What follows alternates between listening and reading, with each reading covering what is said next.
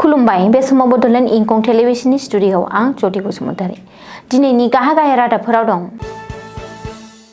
दिनैनिफ्राय जागायबाय संसदनि जथुम। पर्बतझरायाव सिनाय मोनै सुबुंनि गोथै सह बोखांदों। बिटिसि सोरखारा सादा नमिनेटेड एमसिएलएफोरखौ थिसनबाय। बिटिसिनि गोजां बोथोरनि जथुमा दिनैनिफ्राय जागायबाय। लामा जाब्रबथायनि जाहोनाव खानापारायाव गोबां ट्रेफिक जाम। जाख्ल'नायनि अजदाव दासिम सा 430 मावख'गिरिफोरखौ हमबाय। दानिया फैदो आबुं रादाबाव।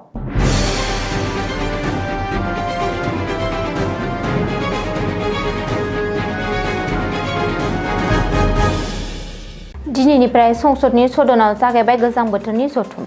19 साननि हाबाफारिजों दिनैनिफ्राय संसदआव जागायदों गोजां बोथोरनि जथुम। 19 साननि हाबाफारिजों जागायनाय गोजां बोथोरनि जथुमाव गासै मोन 15 मेल सावरायगोन। बबेखानि दिनैनिफ्राय जागायनाय गोजां बोथोरनि जथुमाव गासै मोन 13 बिलफोरखौ दैखांनो हागौ होननानै मिथिनो हादों। बेफोरनि गेजेराव हादरारि राजा लामा सोदांनाय बिल, निउक्लियार गोहो बिल, कर्परेट आयेन सोदांनाय बिल, बीमा आयेन सोदांनाय बिल आरो भारतनि गोजौ सोलोंथाइ आयोग बिल 2025 दं। राङारि मन्थ्रि मिरुनि आबगारि सोदांनाय बिल एबा सेन्ट्रेल एक्साइज एमेन्डमेन्ट बिलखौ दाखिल खालामगोन। बेजों लोगोसे जथुमनि समाव 2025-26 बोसोरनि थाखाय गिबि खोलोबनि अनसुंथाइ दाबिनायनि सायाव सावरायनाय आरो भट होनाय जागोन। बेनि सिगां मैया गोदान दिल्लीनि संसद भवननि सदननि खामानिफोरखौ मोजाङै सामलायलांनो थाखाय मोनसे सर्बत दलै जथुम खुंनाय जायो। रैखाथि मन्थ्रि राजनाथ सिंहनि दैदेननायाव खुंनाय बे सर्बत दलै जथुमाव गुबुन गुबुन मोन 50 राजखान्थि हान्जानि दैदेनगिरिफ्रा बाहागो लादोंमोन। क'क्राझार जिल्लानि पर्बतझरायाव सासे सिनाय मोनै सुबुंनि गोथै सह बोखांनो हादों। पर्बतझरानि सिङिमारियाव बोखांनो हादों सिनाय मोनै सुबुंनि गोथै सहखौ। रिपर्ट बायदिब्ला सिङिमारियाव रेल लाइननि साखाथिनिफ्राय सासे सिनाय मोनै सुबुंनि गोथै सहखौ बोखांनो हादों। दिनै फुङाव सिनाय मोनै सुबुंनि गोथै सहखौ जायगानि सुबुंफोरा नुजेनदोंमोन। लोगो लोगो बेनि बागै बगुरिबारि पुलिसनो खौरां हरनायाव रेलवे पुलिस आरो बगुरिबारि पुलिसआ जाथायसालियाव थांनानै सिनाय मोनै सुबुंनि गोथै सहखौ बोखांहैयो आरो पस्टमर्टम आनजाद खालामनो लानानै थाङो। बेनि उनाव आसाम पुलिस आरो आरपीएफ बिफाना गोथै सह बोखांनो हानाय जाथायनि सायाव नायबिजिरनो जागायो। बबेखानि बे खौरांखौ सुजुनाय समहालागै बे जाथाया जाब्रबथाय जानाय ना सोरबा बुथारनानै गालांनाय बेयो सोराङाव फैयाखै। बिटिसि सोरखारा साद' नमिनेटेड एमसिएलएफोरखौ थिसनथाइ होबाय। गुबुन गुबुन हारिनिफ्राय साद' सायख'जानाय एबा नमिनेटेड एमसिएलएफोरखौ थिसनबाय। गुबुन गुबुन हारिनिफ्राय थिसनजानाय बै साद' नमिनेटेड एमसिएलएफोरा जादों राजबंशी हारिनिफ्राय करमेश्वर राय, राभा हारिनिफ्राय रतन चन्द्र राभा, गरखा हारिनिफ्राय नन्दलाल मगर, कच हारिनिफ्राय हेमप्रभा देवी, कलिता हारिनिफ्राय अजय कुमार हाजरिका आरो सरनिया कछारी हारिनिफ्राय रिदीप कुमार दिखा। मख'नो गोनांदि गुबुन गुबुन हारिनिफ्राय बै साद' सोद्रोमानि मुंखौ बिटिसिनि नमिनेटेड महर सायख'नानै बिटिसि सोरखारा आसाम सोरखारनि चिफ सेक्रेटारियेटनो दैथायहरदों। रायजो बेंगिरिया बेखौ गनायथि होनायनि उनावनो साद' सोद्रोमाया एमसिएलए महरै सोरखारि आरो जौगाथायारि हाबाफोरखौ मावनो हागोन। दिनैनिफ्राय जागायबाय बिटिसिनि गोजां बोथोरनि जथुम।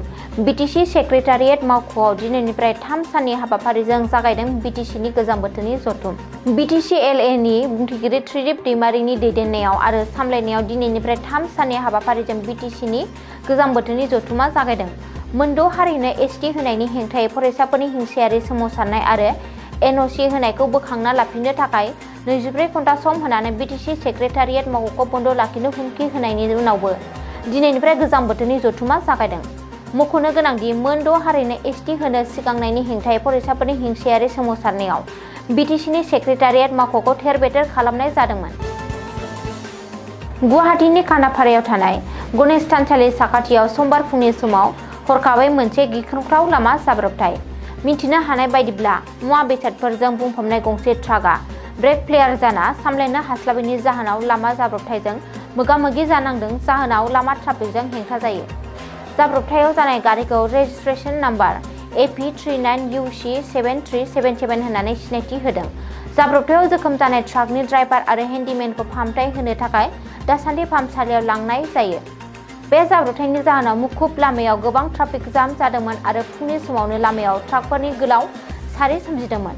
बबेखानि पुलिसआ लामाखौ स्रां खालामनो खामानि मावनायाव दावबायारिफोरा गोबां समनिफ्रायनो थाबथानानै थानायखौ नुनो मोन्दोंमोन। रां जाख्ल'नाय आरो घुस लानायनि अजदाव दासिम सा 430 मावख'गिरिफोरा हमजाबाय। 2019 मायथाइनि उनाव आसाम सोरखारा दासिम सा 430 सोरखारि मावख'गिरिफोरखौ लुथिनाय, रां जाख्ल'नाय आरो घुस लानायनि दायाव एरेस्ट खालामनाय जादों। बेनि अनगायैबो आयेननिफ्राय बांसिन सम्पति सोरजिनायनि दायाव सा 24 सोरखारि मावख'गिरिफोरखौ खादों। मोनसे सोरखारि डकुमेन्टआव बे गेदेर खारथिया सोराङाव फैदों। सोरखारि डकुमेन्टआव बुंनाय बायदिब्ला गोबां केसफोरा बिजिरनायनि आवथायाव दं आरो दासिम जेबो दायनिगिरि खालामनाय जायाखै।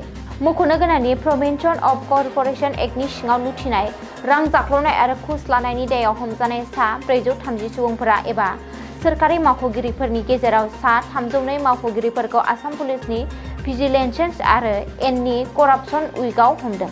गुबुन सा 88 करप्टेड अपारेशनफोरखौ गिबि मन्थ्रिनि स्पेसियेल भिजिलेन्स सेलआ हमदों आरो सा 24 मावख'गिरिफोरखौ आयेननिख्रुइ बांसिन सम्पति सोरजिनायनि दायाव हमनाय जादों। रिपर्ट बायदिब्ला हमजानाय सा 291 नि हेंथायै चार्ज दाखिल खालामनाय जादों। बबेखानि हमजानाय सोरखारि मावख'गिरिफोरनि हेंथायै नेमखान्थि बायदियै बिफानारि राहा लानाया सोलिगासिनो दं। दिनैनि रादाबा एसेनोसै, गोजोन्थों।